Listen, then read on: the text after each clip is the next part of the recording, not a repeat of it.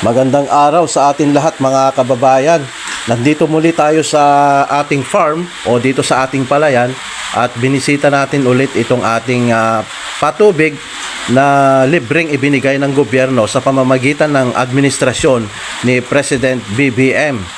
So, eto, napakaganda yung project na ganito at talagang nakakatulong ito sa aming mga magsasaka dahil ito yung pangunahing kailangan talaga sa farm. Para sa ganun ay magkaroon kami ng siguradong ani at mas maraming ani at kikitain mga kababayan, tayong mga farmers.